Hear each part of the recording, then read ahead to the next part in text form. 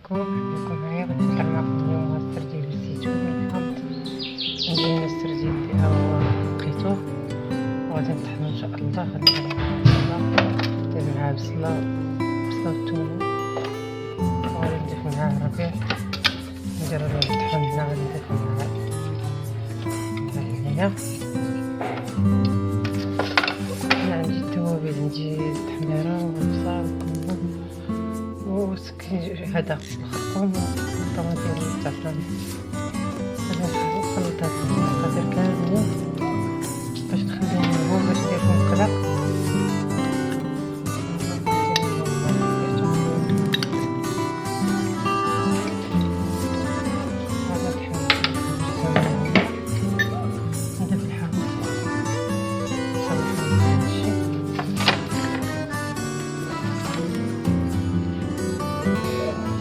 الحامض ديالي بغيتي يكبر، غنضيف الملحة على الطماطم والزعفران عندنا الملحة. ونطحن هاد المقادير ونطلق. دابا غادي ندير كفتة ديال الكزبرة،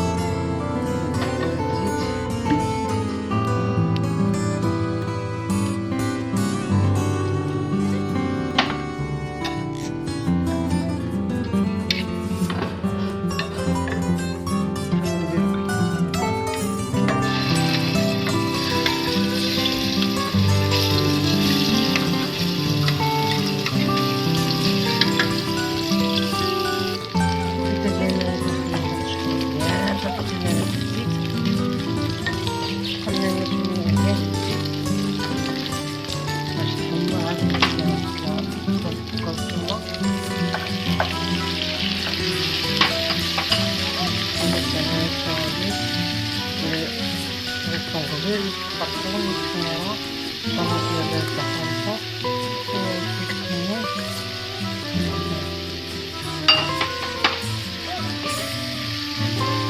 هنا عندي واحد الكرات وربعين.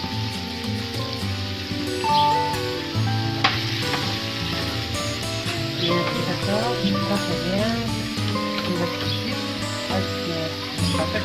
دابا غادي نسكر الحامض والزيتون ونشكرو هادشي ونشكرو على مزيان ديالنا.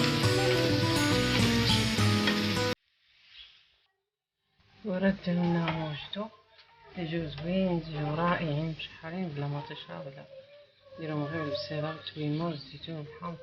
يجيو رائعين، جربوهم هكا راه زوينين وتنشفيت على زوين وبالصحه والراحه. السلام عليكم. الشكل النهائي ديال الكوارات ديالنا تيجيو على هذا الشكل. كنقدمهم لكم بالصحه والراحه. جربوهم راه زوينين، كيجيو بالبصيله والثومه والحامض، تيجيو رائعين. جربوهم. ما تنساوناش في التعليق يكون زوين. شكرا، السلام عليكم.